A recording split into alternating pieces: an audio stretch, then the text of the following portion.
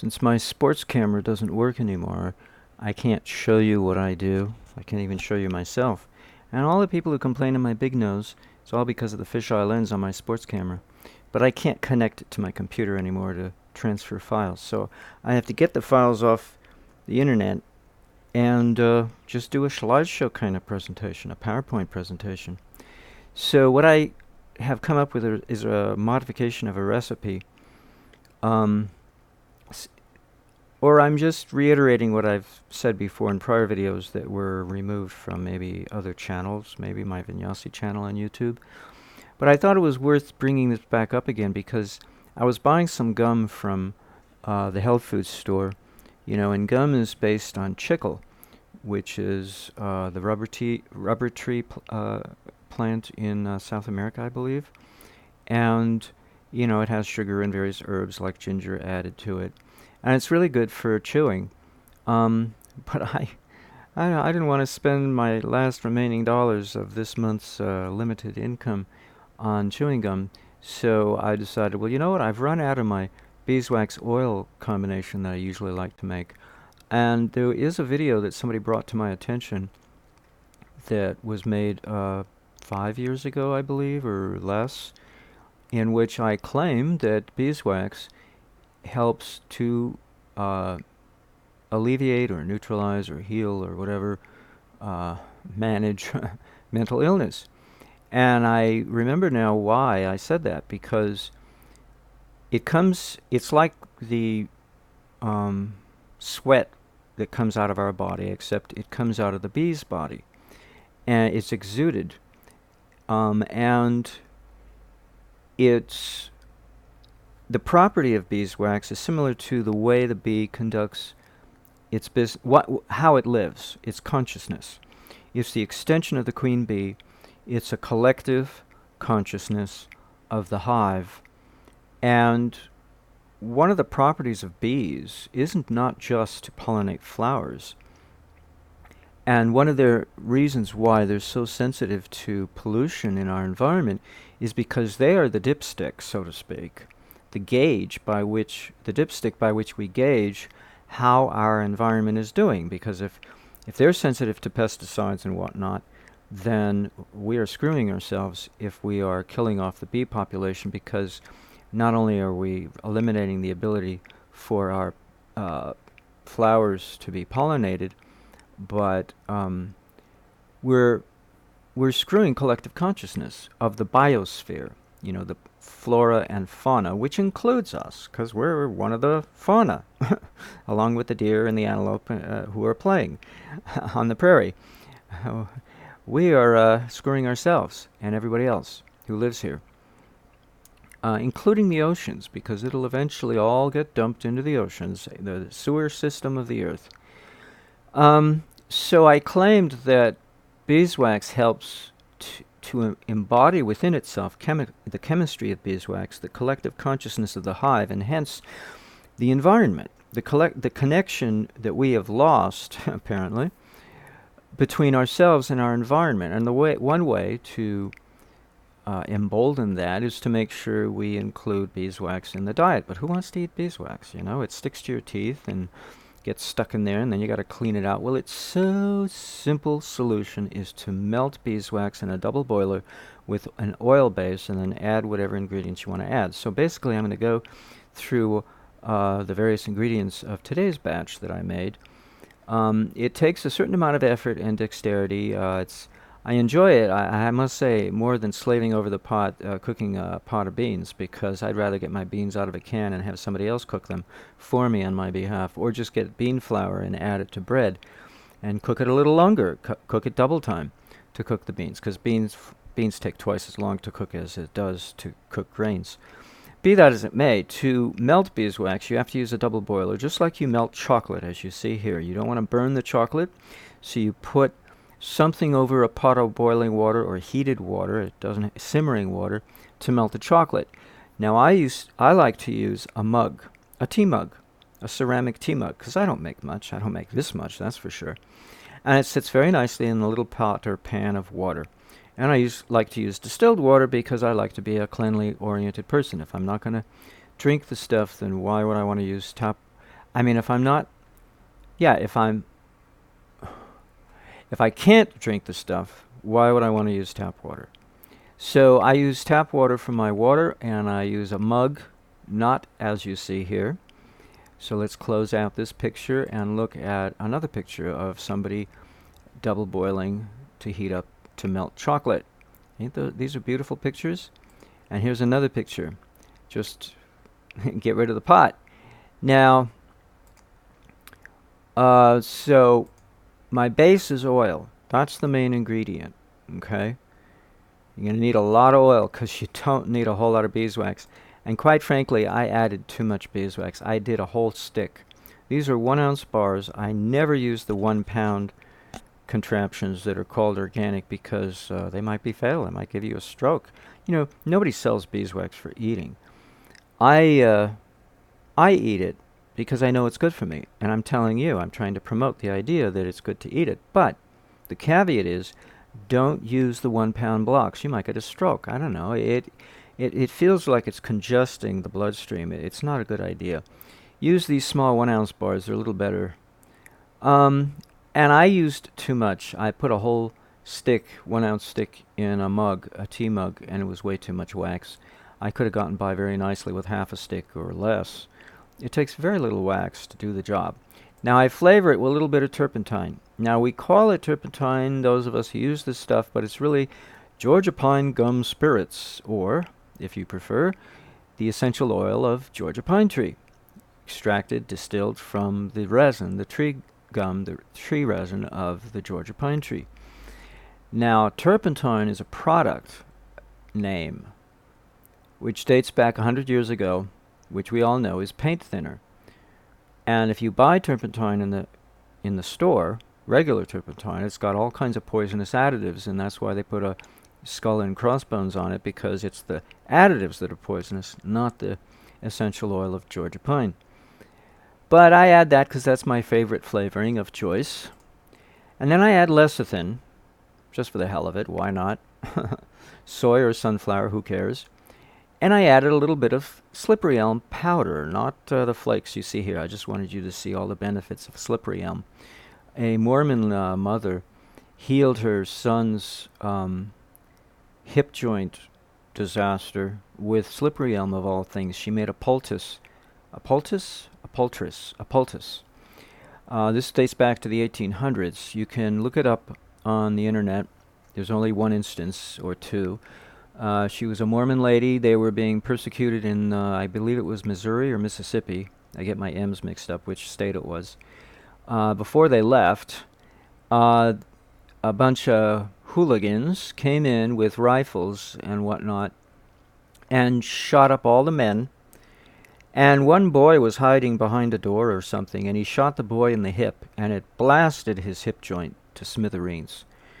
And his leg was just hanging there with no hip joint to connect his leg to his pelvic bone. So his mom laid him down, and she prayed. You know, she cleaned she prayed and prayed, and she got the insight to go into the field and get a particular herb to make a poultice or to use with rags, I forget which, to clean the wound. And then once she cleaned the wound, she was instructed to make a poultice out of slippery elm and change it, you know, frequently. And of course, he had to remain prone, you know, for the duration of the healing process. And amazingly, gristle grew where the bone used to be with a full joint, a hip socket joint. Can you beat that? But this was a child who had stem cells still in his body, and so he was capable of regeneration. But still, this is the power of children to regenerate. This is and the benefit of slippery elm for use as a poultice. Don't expect the same mileage for adults. But in any case, these are all the benefits. So I decided, well, you know, I'll look around in my cupboard. What do I got to add to this thing to flavor it? And so I always figured, well, if I have any kind of scarring or damage done to the intestinal tract, hey, maybe slippery elm's a good idea to ingest once in a while. So there's a little shot of slippery elm. And then I add a little turmeric for color. But here, look at all the benefits of turmeric, and this is just some of them. I won't say what that turmeric piece in the middle reminds me of. Then, of course, sugar. Now, sugar has a problem. It sinks to the bottom. The powders are lightweight, and they kind of hang there, suspended in the oil as it's cooling. Once you've melted everything, you want to take it out of the pot gingerly and cool it. So I put it in the freezer, and then I periodically take it out of the freezer, and I stir it, and then I put it back in the freezer, because the sugar will sink to the bottom, and it'll stay there. So you have to wait until it gets the thickness of molasses as you're stirring to ensure that the sugar remains suspended, the particles of sugar, the granules, remain suspended in the oil beeswax mixture, such that you can stop stirring it and put it back in the freezer to solidify it, and then you can put it in the refrigerator. But what would it be without sugar? This is the one thing I've always never added. I added it once, and I didn't like it because it sank to the bottom, because I didn't realize I have to keep stirring it only at the point that it's about to become thick like molasses. Prior to that, it won't do any good. The sugar still keeps sinking to the bottom. So you got to keep checking on it and keep chilling it and taking out and stirring it and keep checking on it and put it back in until finally it gets thick like molasses or thick like honey, syrup. You could use syrup instead of sugar. You can use whatever sweetener you want. I just had sugar on hand. I use what's available. If I do something off the cuff, without planning. If I plan, then I can plan my budget for the next month, what I'm going to buy. But when it's off, I think I'm going to make some beeswax oil mixture today. Then what do I have to put in there? Well, I have beeswax, I got oil. Well, what else can I put in? Oh, why not a little turmeric, Before you know it, it needs sugar. So that's what I had to do, a little extra work to make sure the sugar is evenly distributed. What good is it if the sugar's sitting at the bottom and you're eating something that tastes like oil? It's like, you want to puke, And I added some olive leaf powder, because olive leaf has all kinds of benefits. So this was the mixture I made. Can't tell you what it looks like. It looked like mud, basically, because once you get the slippery elm in there, it gets pretty brown. And, of course, the turmeric contributes a little, too. The oil I used just happened to be what I had on hand was peanut oil. And because peanut oil is solid at refrigerator temperature, I had to take it out to warm up to room temperature so that it could pour out of the bottle. I bought it because it was in bulk at Walmart. I wanted to save money, so I got peanut oil. My particular oil of choice is usually grapeseed oil, because it's heavy, it's cheap. I like heavy oils. If I'm going to use an oil, it might as well be heavy, because turpentine oil is very lightweight, like any essential oil. It's a very lightweight oil. I'm not a big fan of olive oil. I used to be when I was younger, but my tastes have changed. What can I say? I'm 62 and I don't like olive oil anymore. It's okay, a little bit in spaghetti sauce, but I don't buy olive oil anymore. So I don't cook with it. I think it's because it's got a very strong astringent or acidic aftertaste. I don't know. It's something about the olive oil aftertaste I'm not too fond of. But olive leaf, I'll swear by it. It'll get rid of hepatitis B within a few days. It's powerful herb, the leaf, the leaf of the olive tree. Now, I would not recommend picking leaves off the olive tree because it also has a lot of hairs on it, and that collects dust. And if you live in the city, like most people do, that's exhaust from partially carbonized, partially burned petroleum fuel that are tootling around, spitting out the back end of most motor vehicles. So I wouldn't recommend it, buy it. Go and buy it so it's nice and clean from some olive orchard way out in the boonies outside of city limits. But if you're desperate, do what I did in the very beginning. Just wash off your leaves before you do anything with them. And make sure nobody put pesticides on their lawn where their olive tree was growing. Anywho, those are all the ingredients, and once it solidifies, it'll solidify once it chills down sufficiently under refrigeration. You'll have basically a stiff oil, a waxy oil. It ain't chewing gum, unfortunately. So my whole incentive was to have a substitute for chewing gum, and it's no such deal, no luck. But at least I got another batch made of this stuff, and it's powerful stuff. Oh, there was one other ingredient I didn't get a picture of. I added at the last minute because I realized this mixture, when added with this other ingredient, is a beautiful laxative, and I have had a lot of constipation recently.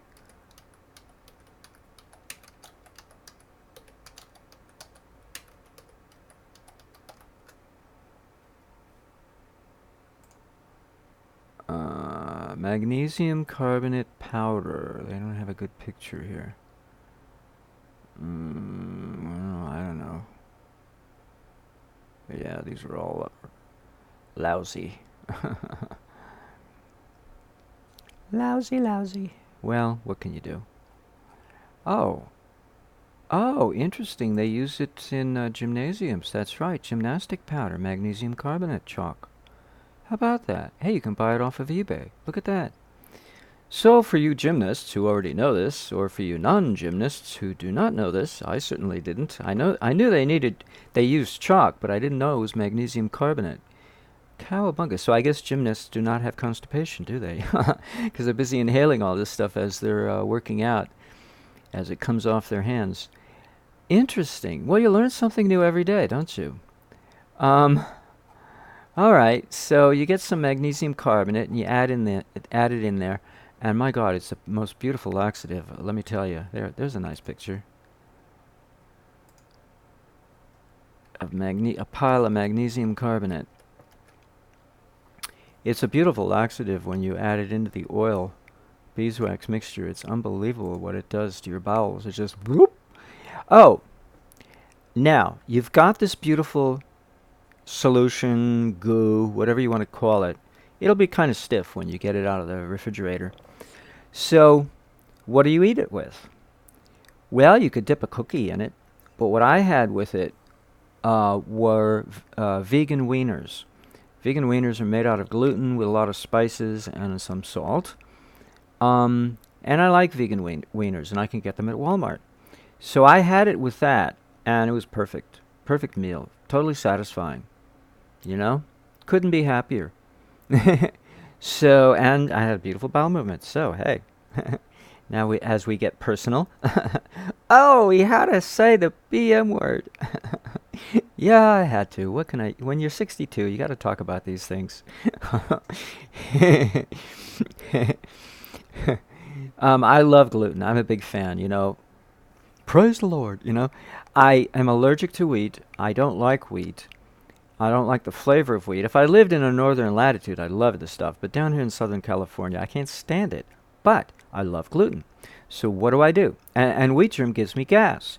And wheat bran, I don't know what it's good for. I've tried using it, but it just takes up space inside. So, amazingly, I don't have any adverse reaction to gluten. In fact, it's a slight laxative for me. Of course, it's great for somebody who tries to reduce their carbohydrate intake if they're not, you know, active, if they're sedentary like me. I sit in front of the computer all day. So what do I need carbs for? Well, I need some, but not a whole lot. But I love the foundation of wheat, from my perspective, is the gluten. Because I'm a big fan of bagels. I grew up with bagels.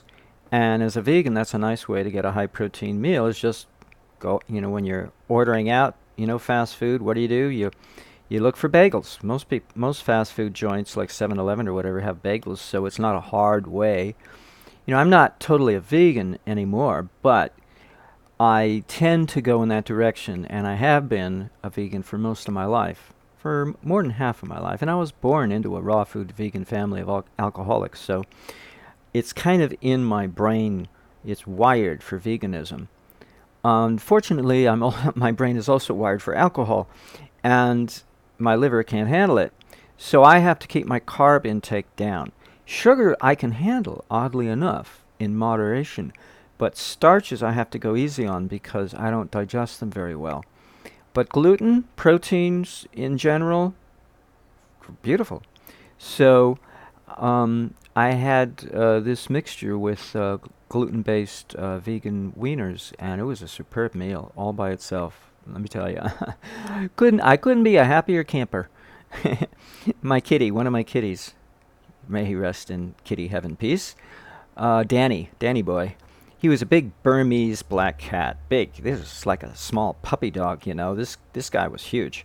You know, Burmese cats are big.